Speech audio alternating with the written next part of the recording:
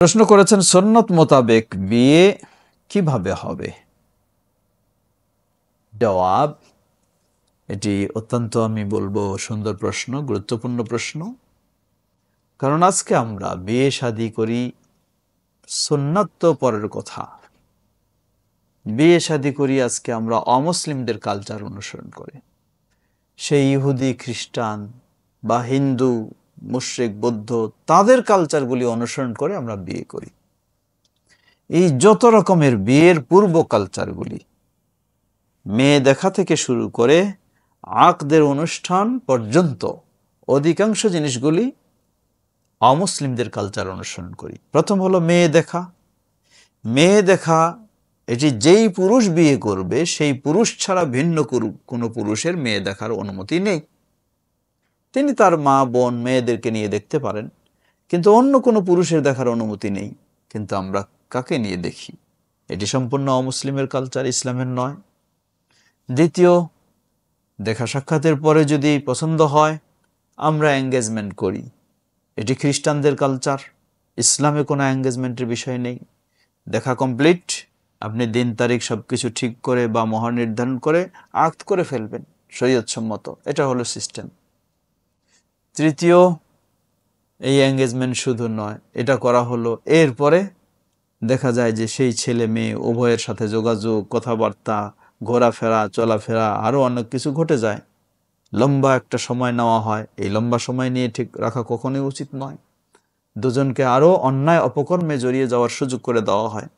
যতক্ষণ না আকদ হবে শরীয়তসম্মতভাবে, ততক্ষণ ওই ছেলে এবং মেয়ে একে অপরের জন্য হারাম থাকবে। কোনো কথা বলার সুযোগ নেই, কোনো ভিন্নভাবে ঘোরাফেরা, বিনোদন, চলাফেরার সুযোগ নেই। হারাম, একজন আরেকজনের জন্য হারাম। তাহলে কিভাবে এই কাজগুলি হতে পারে? কখনোই নয়, কোনোভাবেই সুযোগ নেই। তৃতীয়, আবার সামাজিক কালচার অনুযায়ী মেয়েদের ওই নারী পুরুষ অবাধে হলুদের অনুষ্ঠান, আরও কিছু ছেলেদের অনুষ্ঠান, এই জন্য যত কালচার সবগুলি অমুসলিমদের থেকে এসেছে। ইসলামের এগুলি কোনো কালচার নয়। ইসলামের কালচার হলো, সুন্নাহ হলো, শরীয়তসম্মত পদ্ধতিতে দেখবে, পছন্দ হয়ে গেলে সাক্ষী এবং মোহর নির্ধারণ ও মেয়ের অভিভাবকের সম্মতি সাপেক্ষে বিবাহ বন্ধন হয়ে যাবে, শেষ। আলহামদুলিল্লাহ, সহজ। এখানে আরো দিক রয়েছে, সেটি হলো মহারণা নির্ধারণ। মহারণা নির্ধারণ এখন সামাজিক একটা ক্রেডিট নেওয়ার জন্য চেষ্টা করে, কে কত বেশি নির্ধারণ করতে পারবে, কিন্তু দেওয়ার কোনো চিন্তা নেই। সুন্নাহ হলো, উত্তম হলো নগদ আপনি পরিশোধ করবেন, যা আপনার সামর্থ্য, উভয়ের সামর্থ্য খেয়াল করে সেটি করবেন।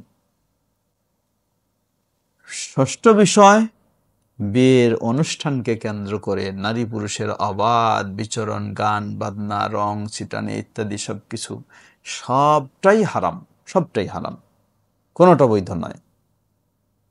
এবং এই বিয়ের অনুষ্ঠান উপলক্ষে মেয়ের বাড়িতে গিয়ে একটা বিশাল হাঙ্গামা, বিশাল তাদের একটা চাপ সৃষ্টি করা হয়, যেই 200-300 মানুষ নিয়ে আসবে, ছেলের পক্ষ তারপর উঠায় নিয়ে যাবে, এটি সম্পূর্ণ হারাম।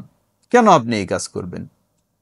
আপনার নিজের দাওয়াত খেতে চান, আপনার আত্মীয় স্বজনকে দাওয়াত খাওয়াবেন, নিজের বাড়িতে আপনি খাওয়াবেন।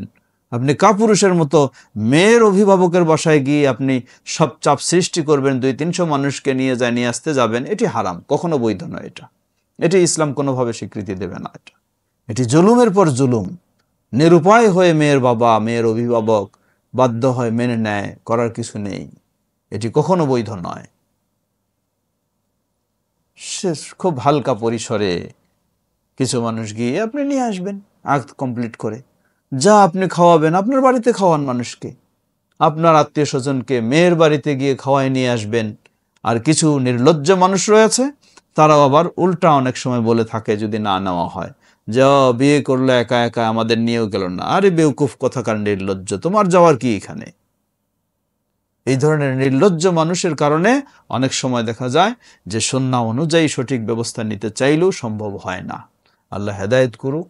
এই সমস্ত কালচার নোংরা, সব ইসলাম গর্হিত, নিষিদ্ধ। যার দাম্পত্য জীবনটাই শুরু হবে ইসলামে নিষিদ্ধ কর্মকাণ্ড দিয়ে, তাহলে তার তো দাম্পত্য জীবনটা কখনো আল্লাহর সন্তুষ্টির অর্জনে হতে পারে না। অতএব প্রতিটি যুবক, ছেলে ও মেয়েকে আমরা বলবো, তোমরা নিজেরা সতর্ক হও। অভিভাবকদেরকে বলবো যে আল্লাহর সন্তুষ্টি অর্জন কামনা করুন দাম্পত্য জীবন শুরু যখন আল্লাহর নিয়ে সন্তুষ্টিতে হবে, ইনশাআল্লাহ সবটাই আল্লাহর সন্তুষ্টিতে চলবে। আল্লাহ সে তৌফিক দান করুন। আসসালামু আলাইকুম ওয়া রাহমাতুল্লাহি ওয়া বারাকাতুহু।